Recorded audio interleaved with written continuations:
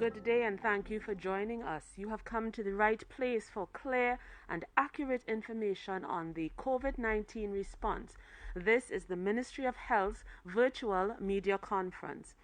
This morning we have with us the Honorable Terence Singh, Minister of Health, Dr. Avery Hines, Technical Director of the Epidemiology Division at the Ministry, and I am Candice Alcantara, Manager Corporate Communication at the Ministry of Health, your moderator this morning. We go straight into the presentation from Dr. Hines.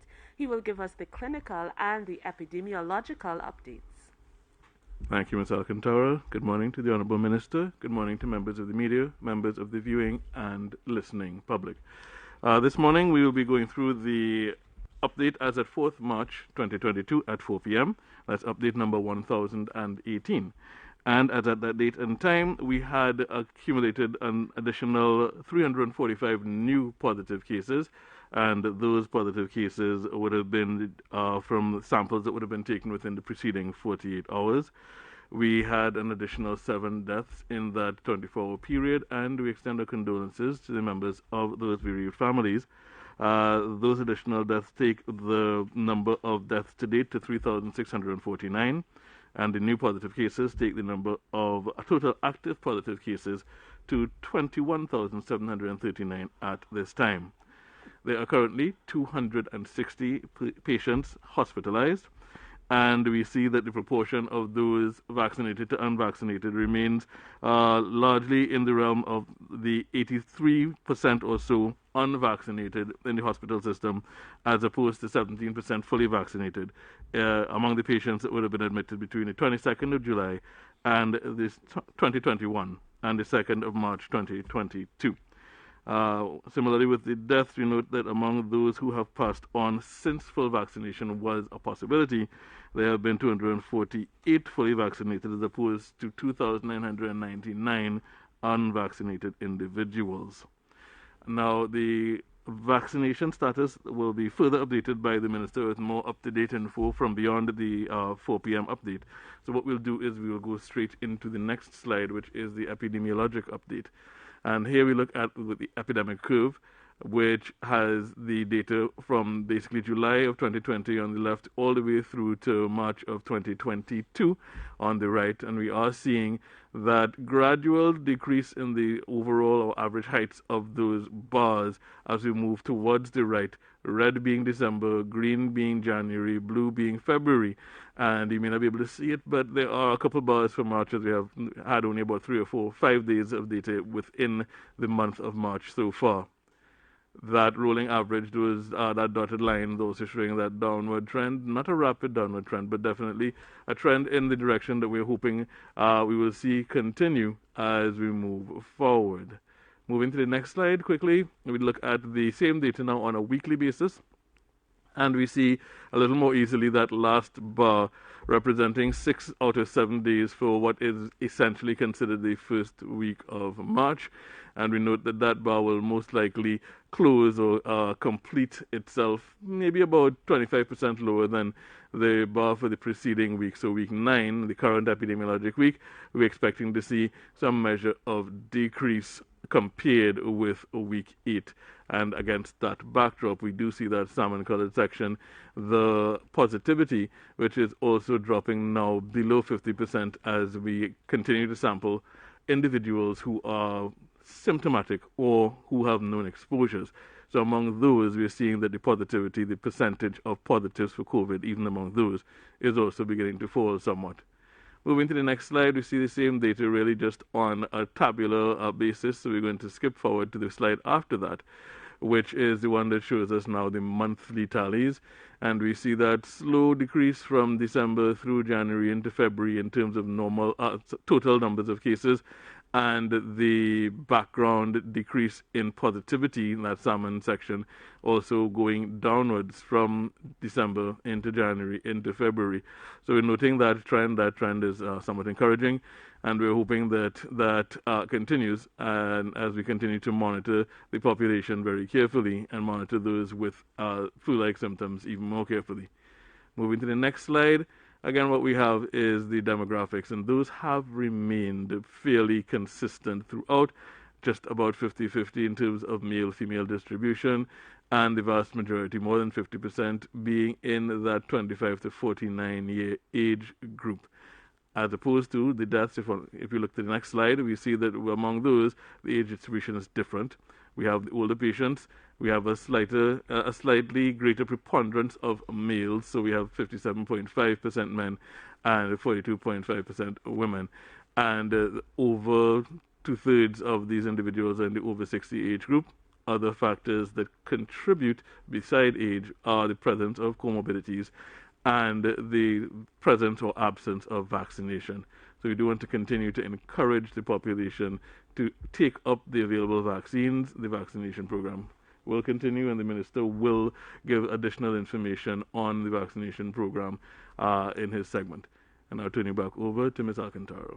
Thank you very much, Dr. Hines, for always keeping up to date with what's happening as it relates to the epidemiological status of COVID-19 in Trinidad and Tobago. And now we go to the Honorable Terence Singh, Minister of Health, who will give us some further information on COVID-19 developments in Trinidad and Tobago. Thank you very much, Candice. Good morning to you. Good morning to Dr. Hines. Good morning, ladies and gentlemen of the media, and everyone listening and viewing wherever you are. So, after the Honorable Prime Minister's announcements yesterday, and let me first of all congratulate the Honorable Prime Minister on the stewardship of this pandemic, which would allow him to make some significant adjustments to our regulations. And I think the measures that the Honorable Prime Minister announced yesterday have been very well received. And it is only through that stewardship and leadership that has brought us to this place as we are now. So thanks to the Honorable Prime Minister to that. Also thanks again to all our healthcare workers who have worked with us. We could not have done this without you. There is a lot of information that I have to share with you this morning, and I want to start with our vaccination rates, which I will go through very briefly with you. The total number of persons that can be considered fully vaccinated, that number is 704,001, 704,001, which represents roughly 50.3% of the population. We could do a lot better. We continue to urge people to be vaccinated. Total number of persons who have been boosted, 137,558, which is just under 20% of the persons who are eligible to be boosted, except the 12 to 18 age group. So we again encourage people to get boosted. As promised, we received part of the third tranche of Pfizer vaccines on Thursday morning, 75,000, which represents half of the third tranche of 150,000. I want again to really thank the United States, the government and people, and the President of the United States for making these Pfizer vaccines available to us. However, this gift comes with a proviso. You may recall we had to, unfortunately, dump roughly 260,000 doses of Pfizer vaccines, which were gifted to us.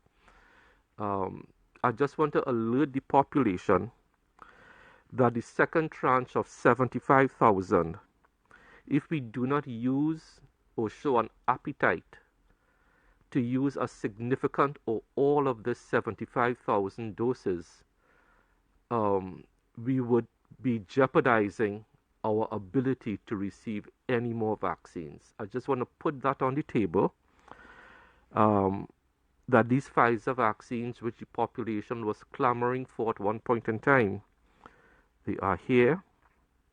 Let us use it. I just want to alert the population that if we don't use this 75,000 or a significant portion of it, we don't do ourselves any favors in getting the second tranche of 75,000. We started, as promised, administering these Pfizer vaccines at our mass vaccination sites from this morning. The school program for the 12 to 18s will restart on Monday, the 14th of March. It will not start next week as we had planned. The reason being that our EPI nurse Grace Sukchan and officials at the ministry and also at a ministerial level with Minister Nayan Gatsby-Dolly and myself, we want to do a little analysis as to why the uptake was so low. Because it is committing a lot of resources to do 10 vaccines a day and so on. So we are doing, I have Nurse Grace Sukchan together with her counterpart at the Ministry of Education, doing a very technical deep dive into the issue. And based on what we learn, we are going to restart the program, hopefully in a better place from Monday, the 14th of March. Minister Gatsby-Dolly and myself, we have conferred on it and we have agreed on that timetable. The Honorable Prime Minister would have referenced in his address to the nation yesterday in Parliament that a lot of what he presented to the country, or some of it, was based on a cabinet note which I took to cabinet and which was approved on Thursday.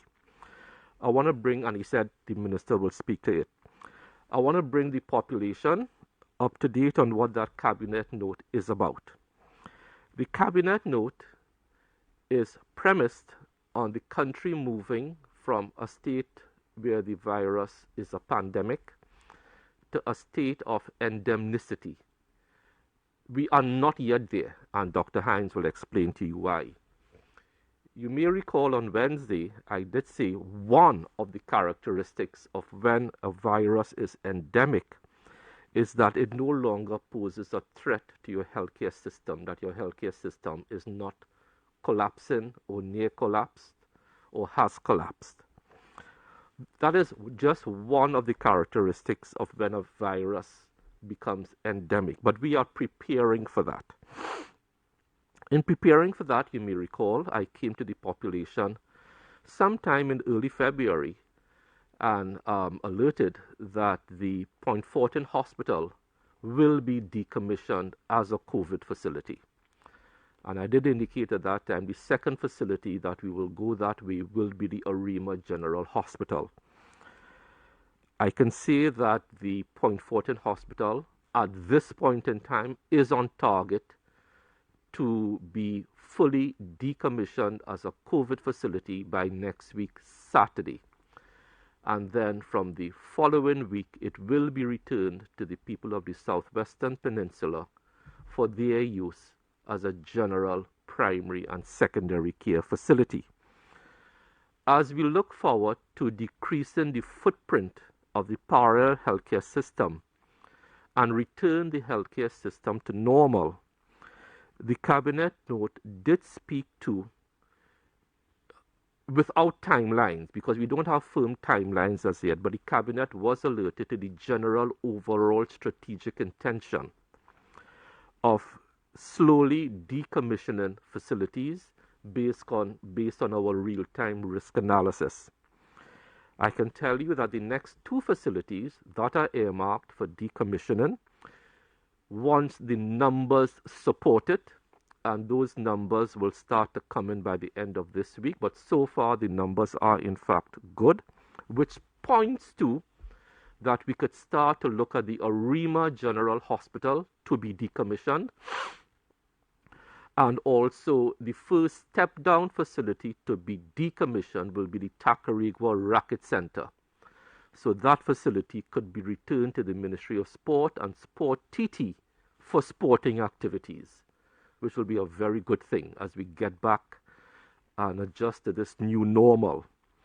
So as we decrease the footprint, the next two facilities earmarked for decommissioning will be the Arima facility and the Tacarigua Racket Center. I can't give you firm dates as yet, but that's a general plan moving forward. Once the numbers allow us to, then we start to look at other facilities moving forward. However, we will retain the Couva facility in the medium term as a COVID facility. We will retain that. We may also retain the St. James facility for the North West Peninsula, and part of the plan, if the numbers continue to be favorable, is to decommission the field hospital at the Jean Pierre complex and possibly move it to another RHA, let's say for example the Eastern RHA. So in case they have a little surge, they have capacity and they don't have to move their patients far to Couva or St. James. So that is in a nutshell the strategic intent of the cabinet note I took and which was approved on Wednesday. The cabinet note also indicated to the cabinet, and which was approved by the cabinet, a very exciting project which I will now alert the national population to. I have raised the issue of doing a national seroprevalence study with the CMO and Dr. Hines and Dr. Richards about a month ago. It's something I am keen on as a policy maker, looking at how we move from being a pandemic to endemicity. What a national seroprevalence study will do, being led by the Ministry of Health, will help us determine the levels of antibodies in the population by examining blood samples, taking their serum, and looking for the levels of antibodies in the general population. This will help us fill in our knowledge gaps, because if you look at the literature worldwide, there will always be knowledge gaps in dealing with an epidemic of this nature. And it will help us determine how close our estimates are of where we feel our natural immunity is in the population. What this will help us do is, again, help us determine how we move from being in a state of a pandemic to a state of endemicity. It will also help us predict in the future coming months a lot of things like what hospital capacity we need as we move to endemicity, what are the possible chances of future surges as immunity wanes, whether it's natural immunity or induced immunity. The project is being led by the Ministry of Health with support and sign-off of the University of the West Indies. Dr. Alexander, who is an immunologist at UWI, who has been on these press conferences in the past, will be the technical lead. Also, Professor Christine Carrington will also be a technical lead. And we are also involving PAHO in this study. This is a very exciting study to be done in Trinidad and Tobago. It's something that is groundbreaking, and we look forward to the results. So the project has been signed off by UWI. We don't have firm details as yet as to start dates and so on. So what we have is broad consensus, agreement by the cabinet that this is the way to move forward based on the cabinet note I took and which was approved on Thursday. But it's a very exciting project for us to understand what is the level of immunity in the population, especially that natural immunity due to infections. So these are some exciting times for us as we move forward. As I close, my only regret as we manage this pandemic is that too many people are still dying, albeit in small numbers. But in speaking to Dr. Trotman on Tuesday, we had a long meeting on Tuesday, the old patterns still emerge. NCDs, which you can't resolve in a short time, but what is regrettable is the vaccination status. even though people are dying in much smaller numbers, for which we are grateful, but the numbers could be even better if the unvaccinated make that decision to get vaccinated. So thank you very much, Candice, for the opportunity this morning, and I think we are ready for questions and answers. Thank you, Minister, for that status update on the return to normalcy approach of the national COVID-19 response. And we go to our question and answer segment. Members of the media, please indicate your name and the media house that you represent before posing no more than 2 questions, please. We really ask that the questions be brief and to the point. And if we have more time, we'll come back to you for additional questions. We start the ball rolling in the Q&A section with AZP News this morning. Good morning, Private Harry, azpnews.com. My 2 questions are for the Minister. Minister, first question, last night on the CNC3 program, Professor Singh said we should have waited maybe a week or 2, seeing that that just finished Carnival and in the case of Carnival, a number of people did breach protocols. So do you think maybe we should have waited a bit before so many of the measures were rolled back? Second question, out of the 16 recommendations of the Singh report, how many have been implemented and which ones? Thank you. So there will always be a discussion about when to roll back measures, but the Honorable Prime Minister has always had an acute sense of timing as to when his intervention is required. He has been doing this for 2 years now, and he has not made one wrong step. We think right now our metrics allow us, especially our hospital capacity. So let me explain. Dr. Richards was here on Wednesday, and going back last year, at one of the Prime Minister's press conferences, we made the point that with vaccinations, what we'll be looking at more is not caseloads, but hospital occupancy. And Dr. Richards made the point on Wednesday that our hospital occupancy now is lower than April last year, when our rolling 7-day average was significantly lower, but with higher hospitalizations. Our hospitals are under about 30% occupied right now. ICU, HDU, about 30%. So we are in a pretty good place now to take on some additional risk.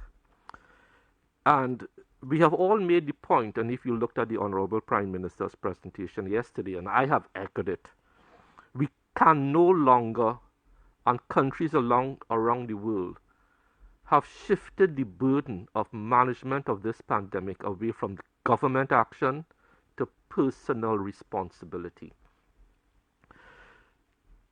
The vast majority of citizens are responsible, and I really congratulate them and thank them. I really do. But we are happy at this point in time to make these adjustments for the national good, the national psyche, national mental health being, productivity issues. So I think the timing is right, and I have absolutely no problem with it. Of the recommendations that you spoke about, many of the recommendations were in fact operational with the CEOs that have to do with the RHAs, which have to do with mental health issues for the staff. They have already, and even during the pandemic, there was a serious mental health response. Many of the staff now are able to breathe, get vacation time. So though many of the recommendations had to do with staff health, mental being. Some of the other recommendations had to do with data capture, data management, and as I indicated, that will be a more medium-term project, which was derailed due to the pandemic. I did indicate we had a national plan for digitization and digitalization, that will now be fast-tracked as we come to this waning part of the pandemic. And that was one of the major critiques of the Simangal report, which we take on board. We really need to move the Ministry of Health into the 21st century as it comes to capturing data. But the pandemic last year did slow down that project, and we really thank the Simangal Committee for giving that impetus to get that going. Thank you very much, Priya. Thank you, Minister. TV6 News, I believe we have questions from you at this time. Hi, yes. Good morning. Alicia Boucher from TV6 News here. My first question is for the Minister. Minister, you mentioned the importance of using up this first tranche, or at least as much as possible, in terms of the 75,000 Pfizer vaccines. When do they expire? That's my first question. Second question, coming out from, all of the easing up of restrictions yesterday, I would have seen several people raise questions in terms of the questioning the relevance of safe zones at this point, given that, the burden now is of responsibility is coming off the government and being placed on citizens. How do you respond to people who are now saying, well, why do we even have safe zones in the first place at this stage? Thank you. Thanks. Those are. You asked about the relevance of safe zones, and those are relevant questions. You deal with that. So, to the best of my knowledge, those 75,000 doses expire around June. But I will get the exact detail. If you could WhatsApp Anissa, we'll get that for you now. But I do believe it's June. So let's talk about the relevance of safe zones. So measures are not applied or rolled back like a flip of a switch.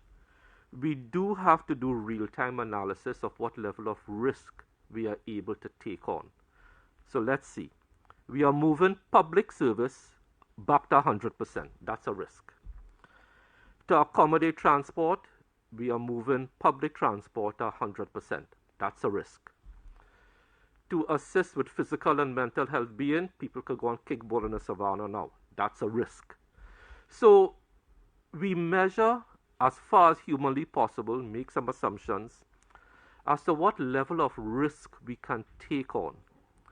We still want to keep people who are socializing in enclosed spaces like safe zones, and most safe zones are enclosed spaces as opposed to a savannah, where the risk of transmission is significantly lower because you have fresh air, you have breeze blowing, and so on.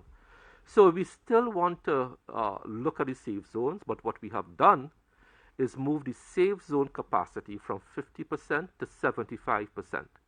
That will stimulate some more economic activity, that will stimulate some more employment. So it's a balancing act, risk versus reward, and we think that the safe zone policy is still very, very relevant in our scenario. And I have just confirmed, yes, that the Pfizer vaccines do in fact expire in June 2022. Okay, Alicia? Thank you very much. Thank you again, Minister. Let's go to Newsday this morning. I know that we have some questions from Newsday as well. Good morning to all of you. Welcome. Both my questions are for so, first one is about the production of Pfizer vaccine. What number of the plants have been registered and what will happen to I think we will let's go please to AZP News with the follow-up question while we sort out the little technical issue with Miss Lindo of Newsday. Let's go to AZP News, please. Thank you, and good morning again, Minister. I just wanted to get clarification in terms of the people 12 to 18. Do they need a booster or at this point in time? No, thanks. And that's a frequently asked question. No, the answer at this point in time is that the 12 to 18 don't require a booster at this point in time. Everything is always qualified by saying at this point in time. But as soon as we have evidence an approval to do that, we will let you know. Thank you very much. And let's see if we have Newsday, if that little technical issue has been sorted out. Let's try to go to Miss Lindo, please. Hi, good morning. Can you hear me? Yes, wonderful. Right. So my first question was, of the vaccines that came in this week, how many have been sent to Tobago? Has there been any discussion with the health secretary? And what will happen to the parallel healthcare system in Tobago? And then the second one is, will daycares be allowed to reopen under these new measures? Because the education minister said that this does not fall under her ministry. So will the health ministry be issuing guidelines for this? Thank you. Thank you. So vaccines did in fact go to Tobago. Okay, so everything we do is a national plan. No RHA is left out of the loop to receive vaccines, advice, whatever. I do know that of the 75,000 vaccines did go to Tobago. I'm trying to find out now. Right, so I think Tobago requested and got 1,200 as a first shipment, right? Yeah, 1,200 doses were requested and were sent. So let me just be crystal clear. Tobago is not treated, or Tobago is always treated as part of the Trinidad and Tobago healthcare system. And as soon as the vaccines came in on Thursday, a shipment went across on Friday. Yeah, so on the issue of daycares, we are still concerned that those toddlers and young children who are still unvaccinated or unvaccinatable at this point in time, we feel at this point in time that the risk posed to them and their families is too high at this point in time. Again, there's a risk and reward equation. And as I said, we can't flick a switch and just send everything back to normal at the same time. We always evaluate everything and make the best possible decisions to do two things: protect people and protect the healthcare system from collapse. And I think we have done those two things well so far.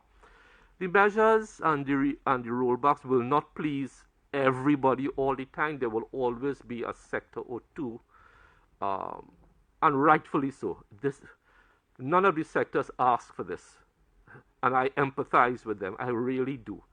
I really do empathize with people who have been severely affected. But at this point in time, we keep daycares in the interest of our young children closed at this point in time. Okay, thank you, Minister. And TV6 is next in line for a follow-up question. TV6, please. Thank you.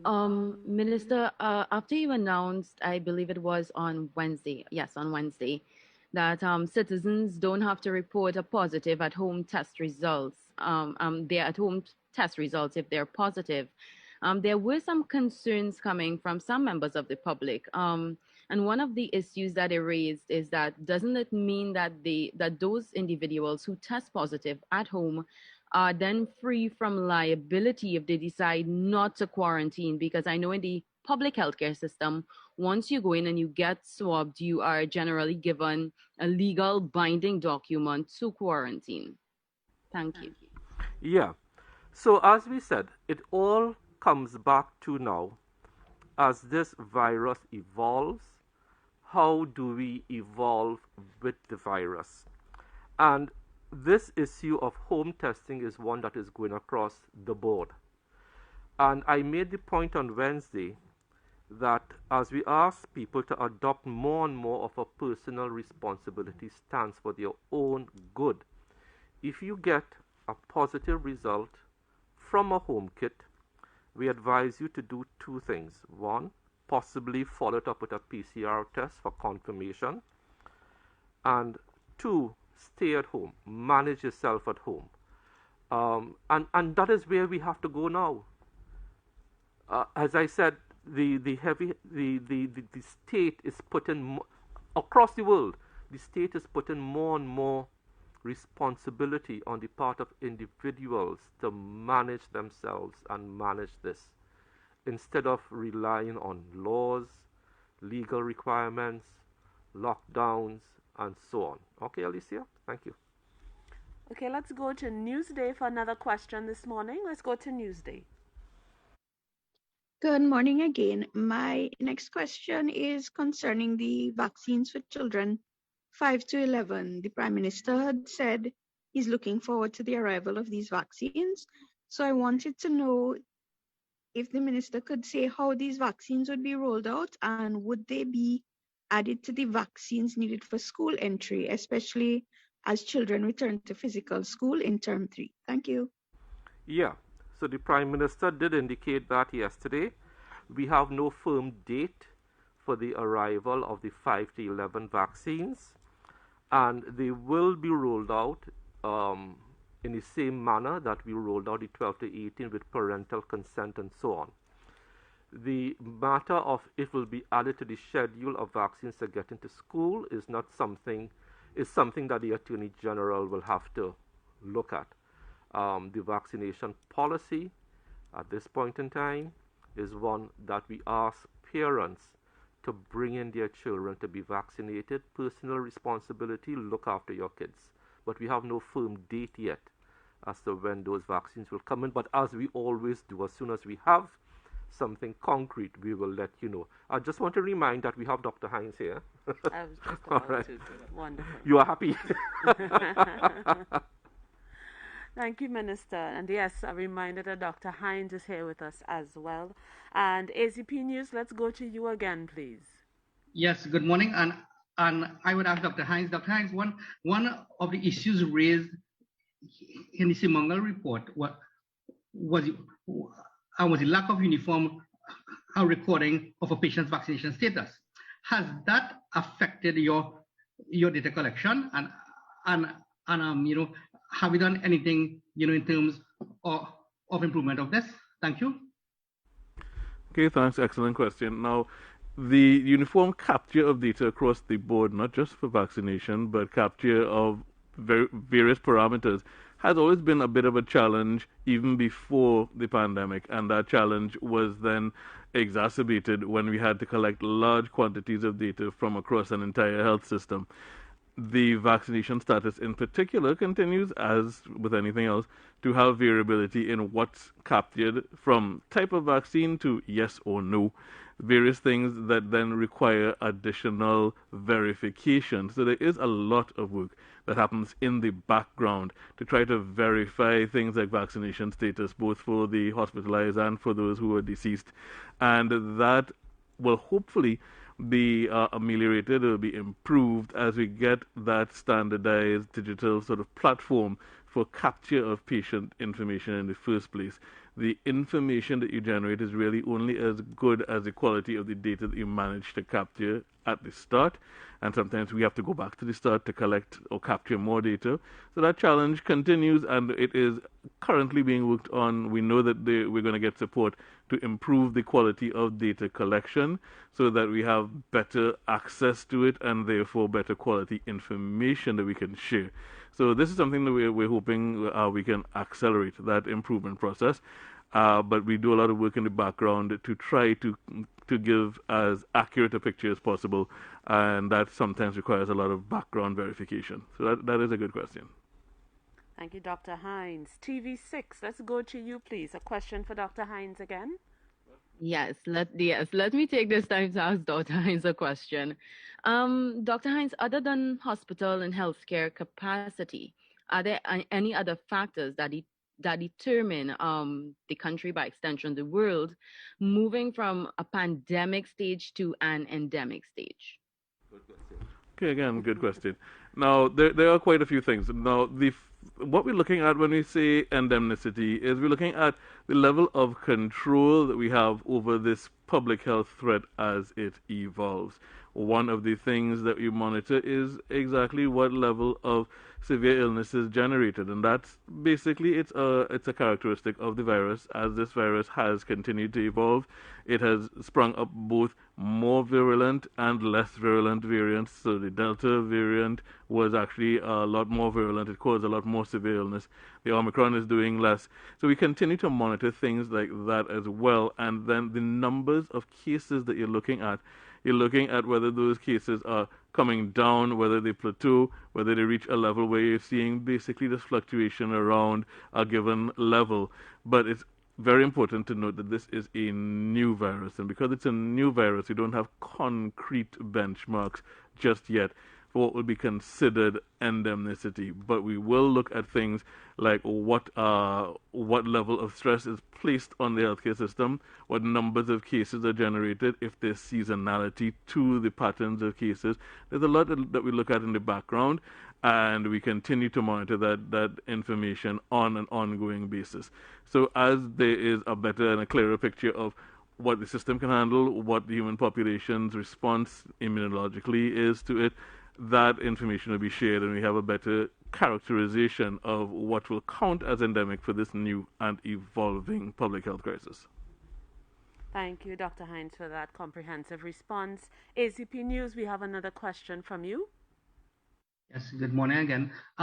Do we have an idea about how many people may be positive but haven't recorded or reported it? Because, since symptoms are mild, people may tend to stay home and fight it. Is there a projection, Dr. Hines, that you have that you may suggest, how many percentage now, people are positive and have not reported it? Thank you. So while we don't have a concrete projection, this is part of the question that the seroprevalence study is hoping to address. That idea of individuals who may not even have known that they were infected. They may have had some mild illness, not attributed it to COVID, but when you actually look at their antibodies for COVID, you realize that yes, they were infected.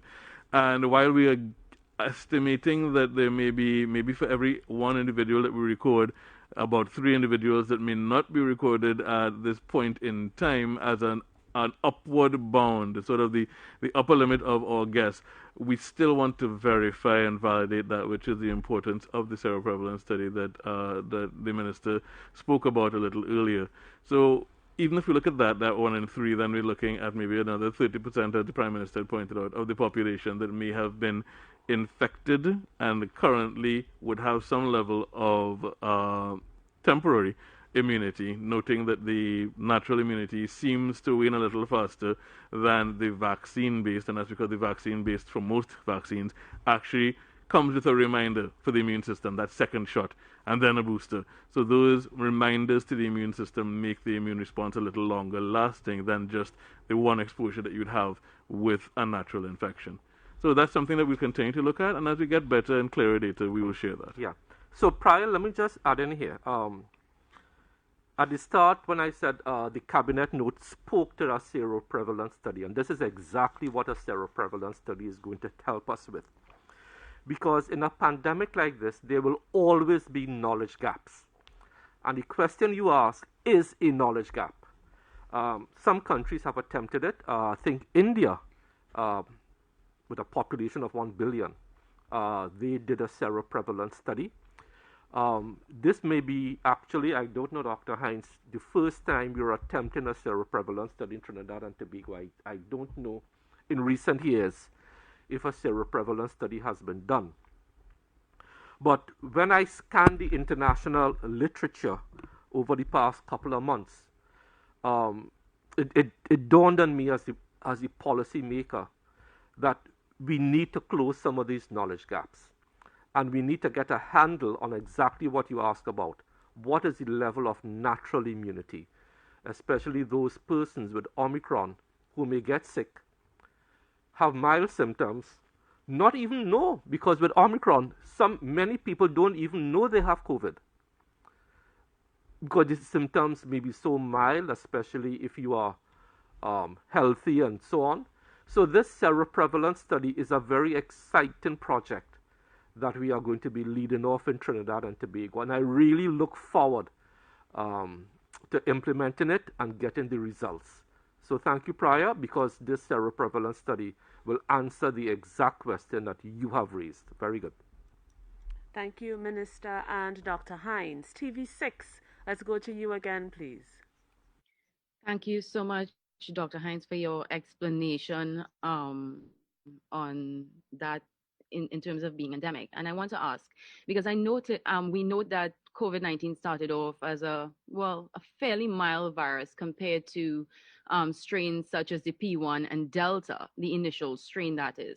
And then we transitioned into Omicron, which is a lot less severe. So I want to ask, is it possible that, you prep for an endemic stage of the virus, but you transition back into a pandemic? Is that possible? And if that happens, how do we deal with that? Okay, another excellent question. And of course, it is entirely possible that another variant may arise with a different level of virulence, a different level of disease-causing ability, which would then generate a larger number of ill individuals. And this is why we continue to do the surveillance, we continue to do the monitoring, and we continue to have systems in place that you can step up or step down as the public health response requires.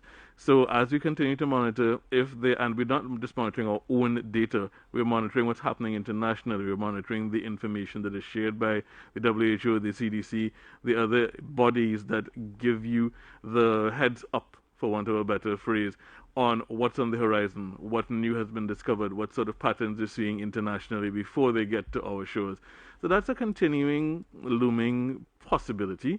And while you hope for the best, you always prepare for the worst. And that is something that I believe the Minister can even expound further on in terms of our ability to switch up and down as the need will arise. Yes, thanks. Thanks for putting me on the spot, Dr. Hans. Yes, so that is why we are taking the careful approach to the decommissioning of the parallel healthcare system. And we are not, as I said, flipping the switch and decommissioning everything at the same time. The decommissioning of the parallel healthcare system is one that is a risk-based approach. We analyze the level of risk that we are taking. We also factor in what level of surge capacity we need, whether it's at the acute level care, at the ward level care for people who are ambulatory and can breathe in room oxygen, at the step down level care. And that's why we are taking a gradual approach to de-escalate. So in case we get a spike, we have capacity to take care of the spike. We believe right now that with the decommissioning of Point Fortin, which is entirely empty at this point in time, they have done all their deep cleaning and so on. What will be happening over this coming week is what we call the airing out phase in local parlance, restocking and so on. And then we'll pay attention to the numbers coming up this week to see how soon Arima and the Racket Center could be decommissioned. Those are the next two facilities due to be decommissioned. So we are not flipping the switch and decommissioning everything at the same time. We must have some capacity in case, Alicia, what you said, in case you get an upsurge again, as you move from different waves. But as we move, hopefully, to endemicity, you have to be aware that, like, let's take H1N1, which was a pandemic in 2009. That is now endemic and has been endemic for years now. And you don't have a parallel system to treat with that.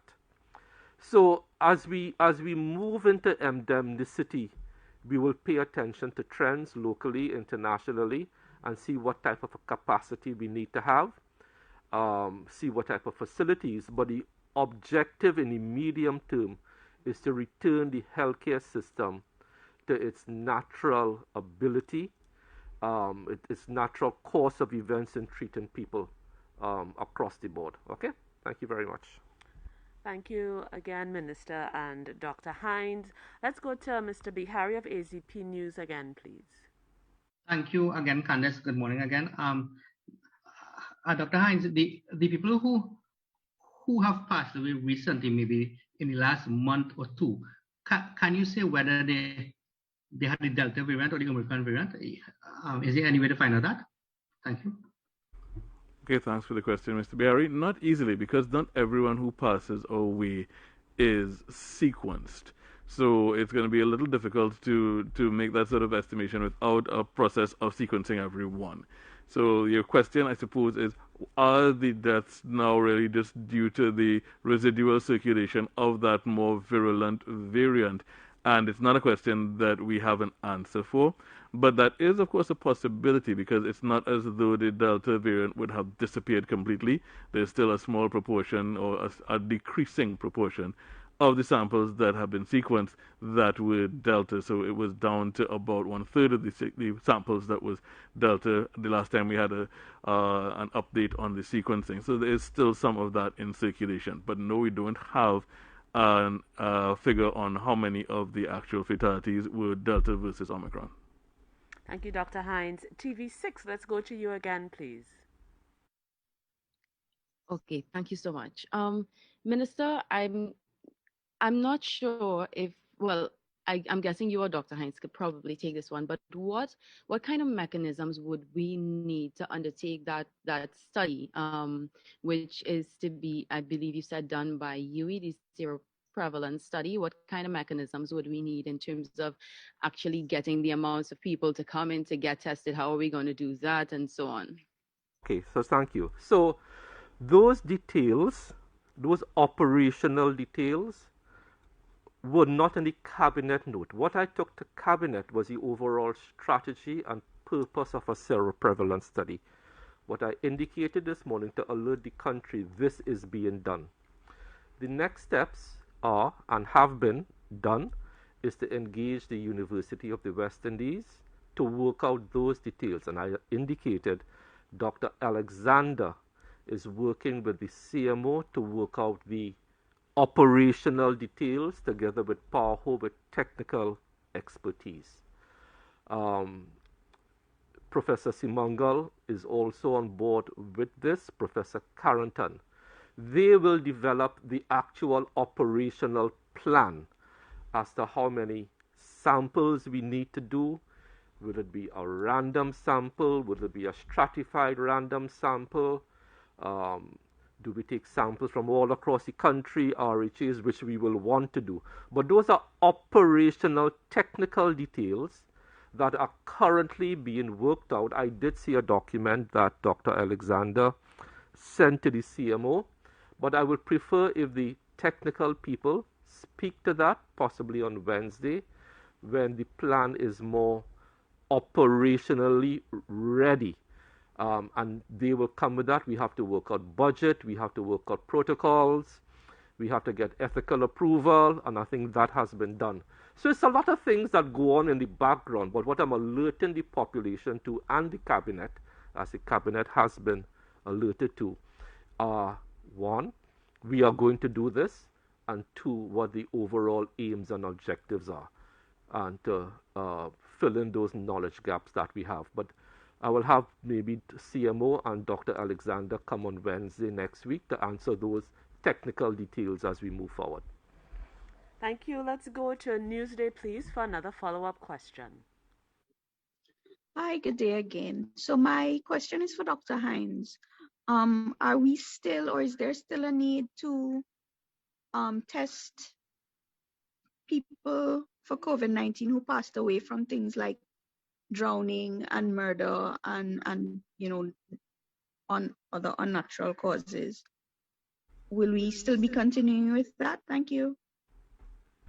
Okay, so I think what you need to focus on is the purpose of the testing of those individuals, and that is now to determine whether or not additional examination of the body can be done and under what circumstances it would need to be done. So that's something that is now more of a safety consideration for the personnel who have to address the cause of death in these individuals who are known to have died from an external cause. So that's where that testing becomes and remains relevant. Hoping that clarifies. Thank you, Dr. Hines. AZP News again. Let's go to your additional question. Thank you. Dr. Hines, would you say we only have only two variants on the country that the Omicron and Delta, or do we still have the Wuhan and other strains?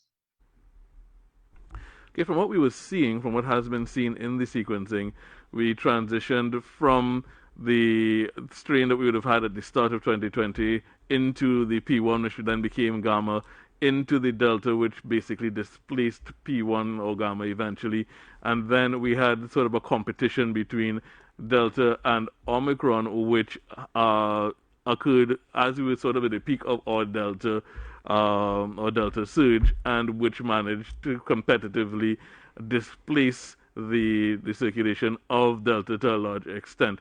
So those are the two that we're seeing most frequently when we do our sequencing. It does not mean that there may not be others and minor numbers in circulation, but if we had to declare what we had in circulation, those would be the two that would be declared as the main variants in circulation, both of which have been designated as variants of concern. Thank you. And I think we'll just able to squeeze in one quick question. The last question from TV6, please. Thank you so much. Minister, I just wanted to find out if you got the data concerning the MMR vaccines for children. Yeah, so not as yet. I spoke to Nurse Grace Sukchan this morning. They are compiling that. They normally do it on a monthly basis, and I hope to have it next week. And I am just as keen as you to receive it, to see what progress we are making there. So hopefully by next week we should have it.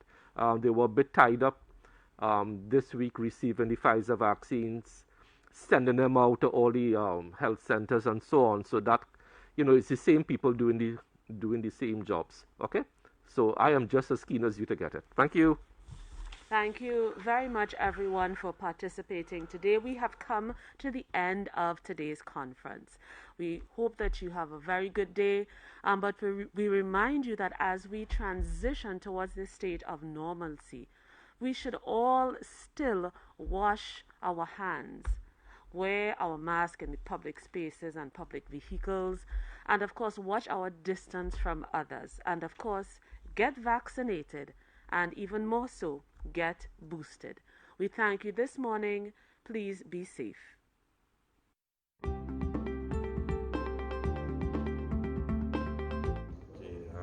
I'm at the UTT campus, Shogunas Monroe Road, where is one of the mass vaccine sites. Came in, was greeted by the staff. There was wonderful